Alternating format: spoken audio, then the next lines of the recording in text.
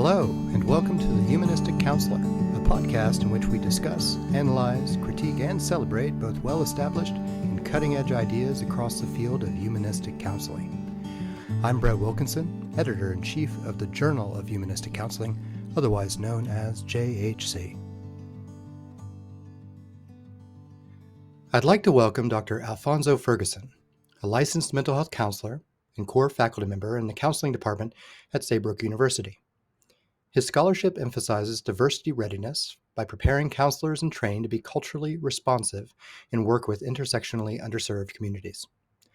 Dr. Ferguson is also the founder and executive director of Good Work and Company, a community-based group private practice that provides culturally responsive care to individuals living in New York, New Jersey, and Florida.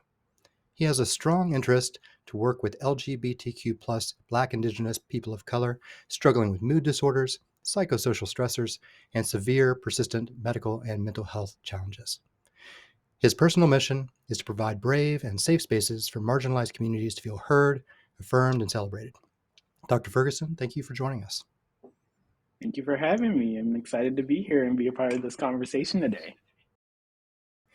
So today we'll be discussing your 2024 JHC research article entitled In This Lifetime, a narrative inquiry examining older Black same-gender loving male couples' relationship, resiliency, and longevity. So you begin the article by discussing how oppressive social conditions faced by Black same-gender loving, or what we'll call SGL men, serves to disintegrate a Black person's wholeness of self, and how, as a form of resilience, Black SGL love stories articulate how Black SGL individuals craft a home place to return to their whole self and community and towards the world. Would you speak further to this Black existentialist concept of disintegration, as well as your views on the value of sharing life and love stories, both about and within Black queer communities? Oh, absolutely. And this is such a phenomenal question. When you were reading it and I had received it a little bit prior, I thought to myself, given where we are today and the political and social climate, especially with folks who have multiple marginalized identities, there's almost like a encouragement or promotion to disintegrate oneself, right? Almost having to choose, what battle do I want to pick today, or what do I want to prioritize today, and how does that support me in my other goals or things that I'm prioritizing in life? And what a lot of the participants really talked about was the intentionality that it took to either disintegrate themselves as a tool of resistance or keeping themselves whole as a tool of resistance, and what spaces they were able to do that in and the reasons for that. And so I think when we were preparing this manuscript, my team and I, we were very intentional on wanting to tell all sides of the story, or as many sides of the story as we possibly could, right? And for Black SGL men, navigating these multiple layers of invisibility and marginalization was a very much everyday occurrence. And with this particular population, older Black SGL couples, there was also a historical aspect to it, right? They were able to talk about their stories as it pertains to navigating anti-Blackness and racism during some of the pivotal times in our country, right? The 60s, the 70s, and even the 80s, when, Blackness was being more empowering and actualized, and folks were feeling whole. But also on the flip side, how were they navigating white communities and occupying white professional spaces? Other aspects of this integration that really showed up for our study is their core identity, right? Being in racial minority community, there's often challenges they experience with being whole there, right? You can show up as a Black person within the Black community and be celebrated and supported, but showing up as a Black queer person in Black communities can sometimes create additional challenges or barriers. And even on the flip side, showing up as a Black person in the queer community that's predominantly white can create other barriers as it pertains to marginalization and racism within those queer and marginalized communities. In addition to that, another thing that I wanted to kind of share, Brett, was my team and I talked extensively about love as resistance, right? How even despite all the oppressive experiences they're having from multiple communities that they belong to, how did that inform their love in the relationship? How did that love become the home place for them, right? Knowing that they're both in tandem, having similar experiences, but could be in community and together and resist together. So that even spoke highly about the importance of the love and the relationship that the partners had for each other, which, as you've shared, isn't a common story that we see in the literature, or even a common story as we see in like the community, like the world, right? As it pertains to what's happening in the media, movies, films, books, etc. So it's really important for us to support them in giving them a platform and sharing their stories. And developmentally, older Black SGL couples, as you note in the paper, face a constellation of harms, particularly in the forms of anti-Blackness, heteronormativity, and ageism. So multiple overlapping issues. In the paper, you frame intimacy and relational resilience and perseverance as bulwarks against such oppressions. Can you speak at length about this? Tell us more. Absolutely. As I mentioned before, the participants in our study have experienced decades of not only relationship resilience, but decades of how this country, or how they've navigated life with these multiple marginalized identities, right? And when I think about our queer elders, I think about the limited amount of queer elders that we have today, right? And this is absolutely in connection to um, the AIDS and HIV epidemic, right? And where we've lost a lot of what would have been our forefathers, our aunties, our uncles that are not here today. So they're not here to tell their stories. And so sometimes I kind of see the Black queer older community as almost like a forgotten population, in that they're here, they're scattered, they're not large in numbers, and there's not their stories are not on the forefront of a lot of the conversations that we're seeing and we're having today. And what I wanted to make sure that I did here was not only create a platform for them, but be intentional on how do we like amplify what these experiences look like for them in a historical context. One of the participants in our study talked about being in the military and having to, write letters to their partner in code, and being able to identify the privilege they had being at higher rank in the military, but also the oppression that they were experiencing even within that privilege.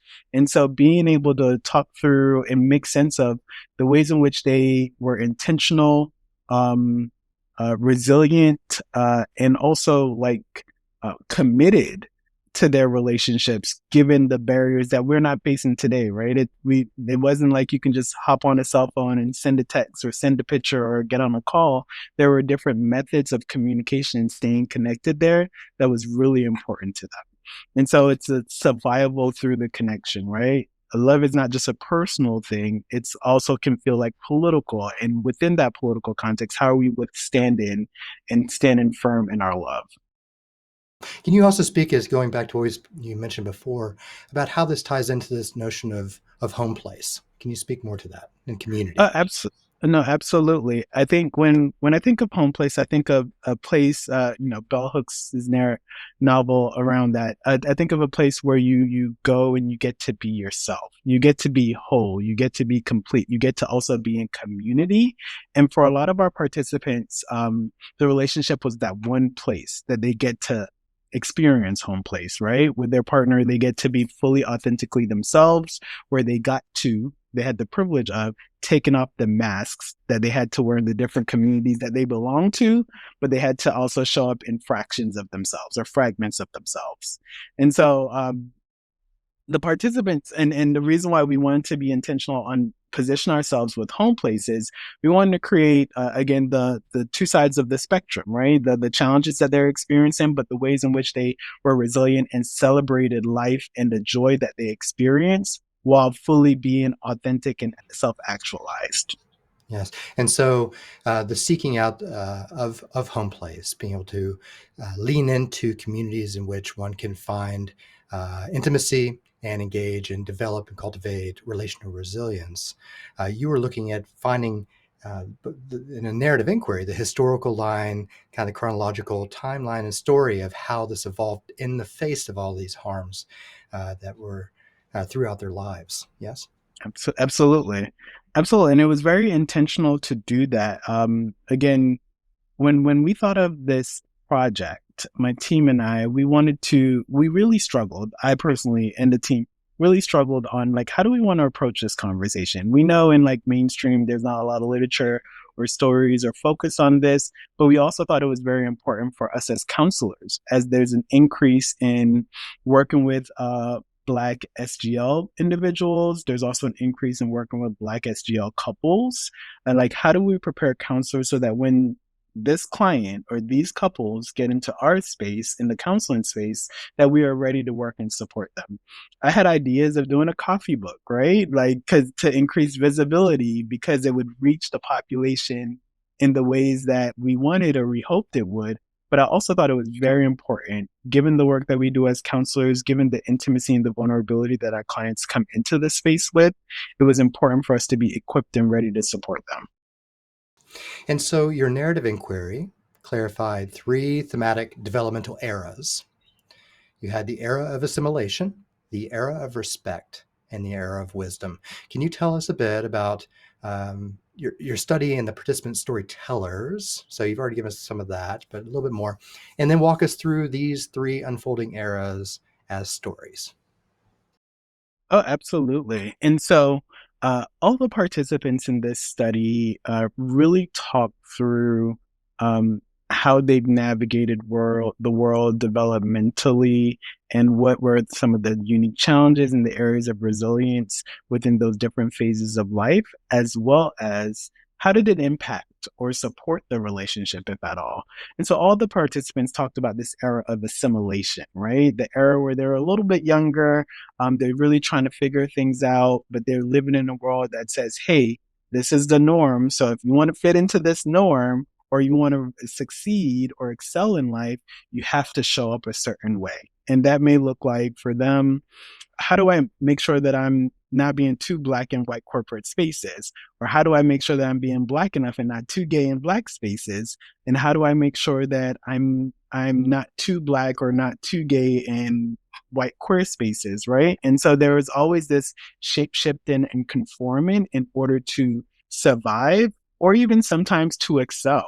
Right. I think participants, and this is something that I've noticed even in my own experience, but within minority communities, there's this encouragement of navigating predominantly white spaces or westernized spaces in a certain way. I talk about this in other work and oftentimes with my class and my students around respectability politics, right? The ways in which we have learned and adopted these tools for success based on showing up and occupying spaces in a certain way. I've seen documentaries, and I haven't done a ton of research on this, and where respectability politics was a lot more normalized and encouraged for Black communities in the earlier like 60s, 50s, and especially during the Great Depression, like post slavery time frame, right? Reconstruction.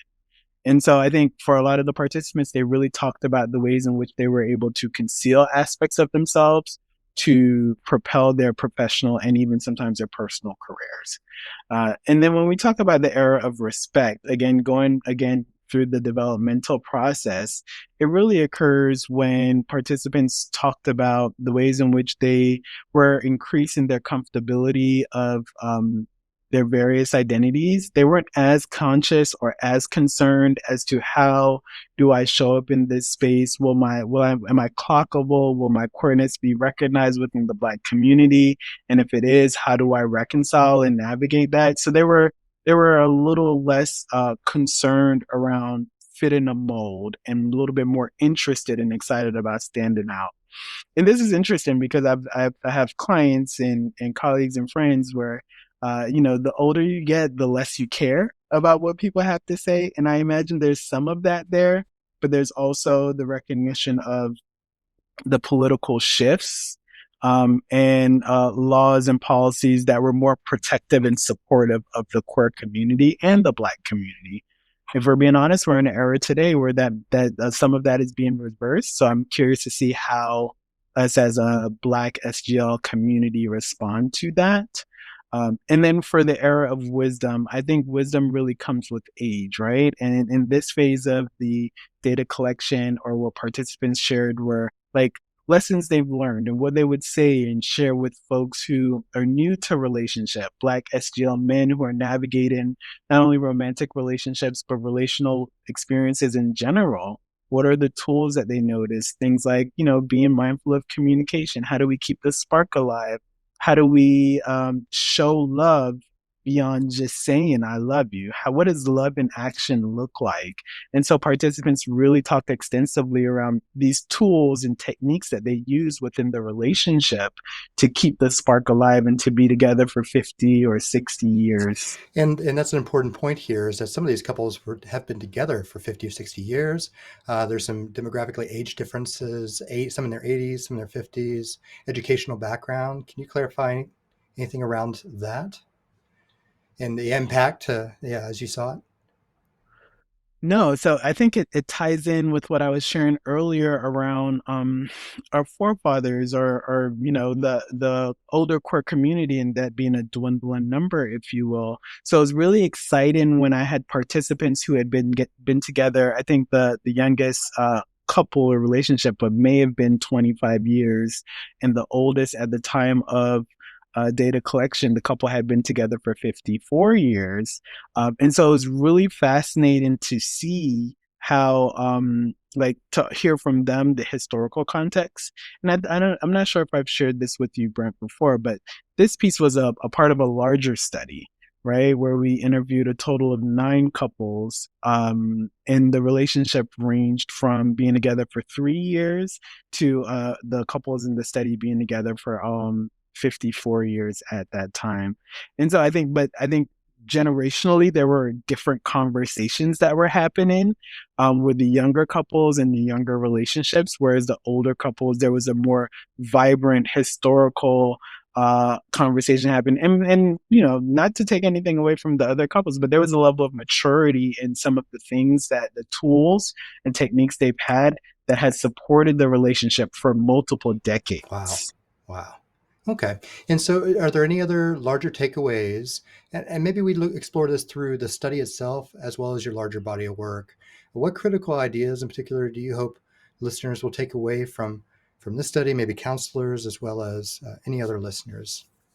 Yeah, I think it sounds really simple, but I'm going to say it anyways. Black SGL love is revolutionary, right? There are multiple systems that are challenging not only our existence, but our existence to be in love in this way. And so to be visible is an act of resistance. So one of the biggest takeaways that I want folks to take from this is, or key components, if you will, is Black love is revolutionary and it is necessary and it's been a part of history.